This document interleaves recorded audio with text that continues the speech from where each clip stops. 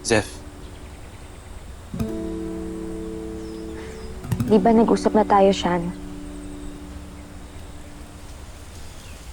sorry. Di ko alam paano ka lalayuan eh. Halo, nakikita ko nagkakaganyan ka. Ano bang problema? Si Elijah. Siya si Maka Clown. May go signal siya ni Miss Chin Chin. Pinabayaan niya. Sinadya niya.